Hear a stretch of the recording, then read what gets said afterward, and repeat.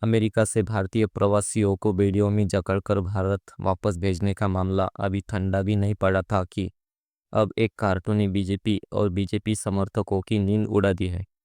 तमिलनाडु की चर्चित media company विक्टन ने अपने डिजिटल मैगजीन विक्टन प्लस में एक ऐसा कार्टून छापा जिसने सोशल मीडिया से लेकर राजनीतिक गलियारों तक भूचाल ला दिया। इस विवादित कार्टून में दिखाया गया कि प्रधानमंत्री मोदी जी को हथकड़ियों में जकड़ा गया है और उनके बगल में अमेरिकी राष्ट्रपति डोनाल्ड ट्रंप मजे लेते हुए बैठे हैं।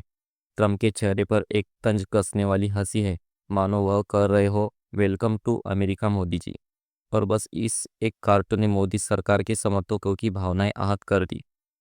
बीजेपी को यह कार्टून इतना नागवार गुजरा कि तमिलनाडु बीजेपी के अध्यक्ष के अन्नामलाई खुद इस मामले को प्रेस काउंसिल ऑफ इंडिया और केंद्रीय सूचना एवं प्रसारण राज्य मंत्री एल मुरुगन तक ले गए। अन्नामलाई ने इस मीडिया हाउस पर आरोप लगाया कि वह प्रधानमंत्री की छवि धूमिल कर रहा है और भारत की कूटनीतिक कोशिशों को कमजोर कर रहा है। उन्होंने तो यहाँ तक कह दिया कि विक्टन पर सख्त कार्रवाई होनी चाहिए।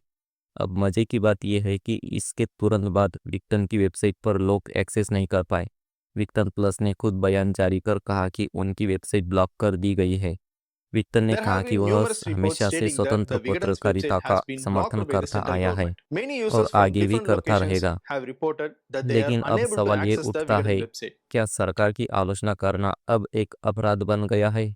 अब बीजेपी पर पलटवार करते हुए तमिलनाडु के मुख्यमंत्री एम के स्टैलिन ने केंद्र सरकार को घेरा और साफ कहा, अगर सिर्फ एक कार्टून के कारण वेबसाइट ब्लॉक कर दी जाती है तो यह लोकतंत्र के लिए खतरनाक संकेत है। उन्होंने इसे बीजेपी सरकार की फांसीवादी मानसिकता करार दिया और केंद्र से वेबसाइट को बहाल करने की मांग की। वही विपक्षी पार्टियों ने भी इस मुद्दे को लपक लिया। कांग्रेस और डीएमके नेताओं ने कहा कि यह बीजेपी का दोहरा चरित्र है। अमेरिका जब भारतीयों को हथकड़ी पहनाकर वापस भेजता है तब मोदी सरकार चुप रहती है, लेकिन जब वही चीज़ एक कार्टून में दिखती है तो बवाल खड़ा कर दिया जाता है। सोशल मीडिया पर भी इस मुद्दे पर ज़बरदस्त बहस छिड़ गई है। पत्रकार, एक्टिविस्ट और आम जनता सवाल उठा रही है, क्या एक कार्टून पर इतनी बौखलाहट सही है? अब बड़ा सवाल ये है कि क्या अब भारत में सरकार की आलोचना करना भी जुर्म बन गया है? क्या अब पत्रकारिता का मतलब सिर्फ सरकार की जय जयकार करना रह गया है?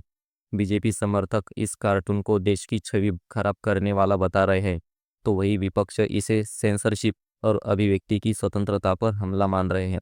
लेकिन सच क्या है? क्या सरकार असल मुद्दों से ध्यान भटकाने के लिए ये सब कर रही है? आपकी क्या राय है?